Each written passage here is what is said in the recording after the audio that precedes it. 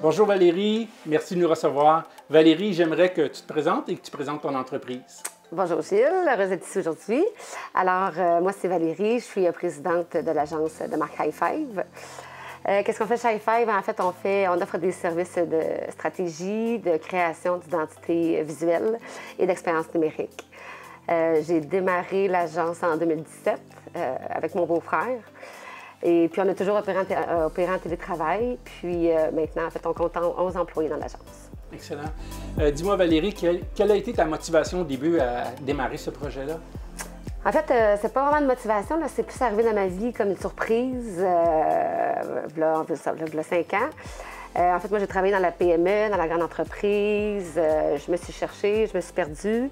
Puis, bref, en parallèle, mon beau-frère me relançait à maintes reprises pour démarrer un projet marketing avec lui, pour voir qu'il le lançait au bon moment. Donc voilà, donc j'ai plongé avec lui dans la belle industrie des communications marketing. J'ai rapidement trouvé une passion, puis je me suis retrouvée sur mon X très rapidement, à accompagner les entrepreneurs de la région, les faire rayonner, puis de les accompagner.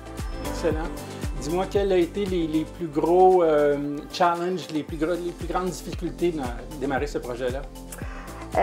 Il y en a plusieurs. Je commencerai à dire, en fait, les premiers mois, en fait, puisque moi, j'avais zéro skills quand j'ai débuté, quand j'ai commencé avec mon beau-frère. Donc, j'avais jamais travaillé en agence. Je savais pas c'était quoi la définition du design graphique précisément. Je ne connaissais pas l'entrepreneuriat. J'ai pas personne de mon entourage non plus qui est entrepreneur. Je ne savais même pas c'était quoi un MacBook Pro. Donc, j'ai beaucoup appris très rapidement pour me mettre vraiment là, dans les mains, pour mettre la main à la pâte. Donc, ça a été la première grande difficulté. Je dirais par la suite, évidemment, là, les efforts marketing à faire, qu'on martèle pour se faire connaître, pour réussir, pour se positionner, puis pour faire lever la business. Donc, ça a été un bon 2 ans de sacrifice. Jour, soir, week-end, que mon entourage ne m'a pas vu. Donc, ça a été beaucoup d'efforts. Puis, dernier défi, en fait, je dirais, après ça, ça a été de trouver les bons spécialistes pour nous accompagner, puis de faire rayonner justement nos services, puis de trouver aussi un partenaire à l'interne qui pourrait m'aider à gérer les opérations au moment où justement, moi, c'était trop pour moi. Puis, je l'ai trouvé. Donc, merci Fred. Excellent.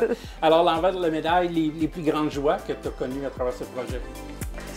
Il y en a aussi plusieurs. En fait, on aime beaucoup notre travail. C'est très gratifiant d'accompagner les entrepreneurs dans leur business. Je dirais la première qu'on a eue, fort probablement, c'est quand on a commencé à constater que notre recette marchait. Parce qu'on a parti ça sans aucune prétention, en toute humilité. Je pensais faire ça en personne avec mes enfants.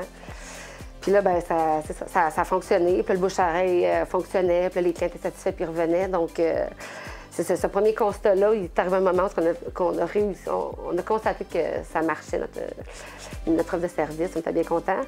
Puis aussi, tu sais, ce qu'on fait, en fait, c'est très émotif. Il y a beaucoup d'émotions dans notre travail. Puis, il est arrivé des moments où les entrepreneurs ont pleuré quand on a livré leur identité parce que ça répondait parfaitement, en fait, à leurs attentes.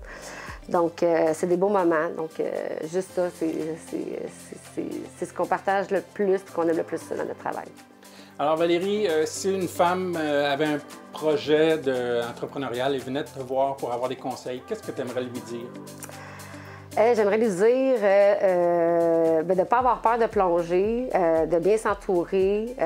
Puis en fait, c'est ça, il ne faut pas avoir peur de se lancer dans le vide parce que la vie fait bien les choses quand on suit une passion. Moi, j'en suis un exemple. Moi, je m'étais relevée d'un burn-out, j'avais plus de job, je savais plus quoi faire, j'avais plus d'ambition. Puis du jour au lendemain, c'est ça, j'ai trouvé ma voie, donc il faut se faire confiance.